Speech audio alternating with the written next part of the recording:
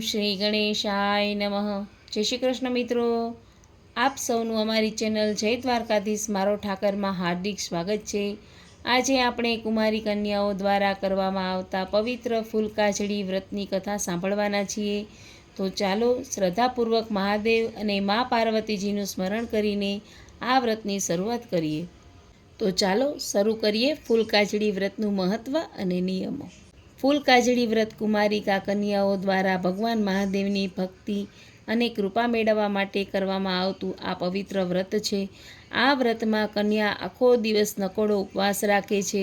વ્રત દરમિયાન પાણી કે ફરાળ લેવાના હોય ત્યારે પહેલાં ફૂલ સૂંઘીને જ તેનું સેવન કરવાની પરંપરા છે।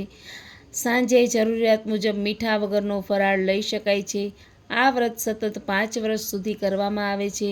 5 વર્ષ પૂર્ણ થયા પછી વ્રતનું ઉજવણું કરવામાં આવે છે। ઉજવણામાં કન્યાઓને ફરાળ કરાવવામાં આવે છે અને યથાશક્તિ પ્રમાણે તેમને ભેટ આપવામાં આવે છે।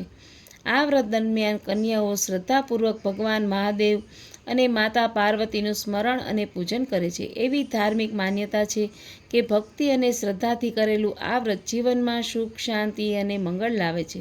તો ચાલો ભોળાનાથના આશીર્વાદ લઈ અને ફૂલકાજળી વ્રતની પવિત્ર કથાની શરૂઆત કરીએ। આ વ્રત ઘણું કરીને કુમારિકાઓ કરે છે। કોઈ સ્થળેથી મોટી વયની સ્ત્રીઓ પણ કરે છે। શ્રાવણ માસની અજવાળી ત્રીજે વ્રત લેવાય છે। વહેલા પરોઢિયે ઉઠીને નહાવું, આખો દિવસ નકોડો ઉપવાસ કરવો, જ્યારે પાણી પીવું હોય ત્યારે ફૂલ સૂંઘીને જ પીવું, શંકર પાર્વતીની પૂજા કરવી, ગોરજ ટાણે આવતી ગાયોનું પૂજન કરીને જમવું અને આખી રાત જાગરણ કરવું। તો ભક્તજનો, આજે આપણે ફૂલકાજળી વ્રતની પવિત્ર કથા સાંભળી। ભગવાન મહાદેવ અને મા પાર્વતીજી સૌના જીવનમાં સુખ, શાંતિ અને મંગળ આપે એવી હૃદયપૂર્વક પ્રાર્થના છે। આવી જ સુંદર વ્રત કથાઓ, ધાર્મિક કથાઓ અને સ્ત્રોત અને ભક્તિભર્યા વિડીયો જોવા માટે અમારી ચેનલ સાથે જોડાયેલા રહેજો। વિડીયો ગમ્યો હોય તો લાઈક કરજો, કોમેન્ટમાં હર હર મહાદેવ લખજો અને ચેનલને સબસ્ક્રાઈબ કરવાનું ભૂલશો નહીં।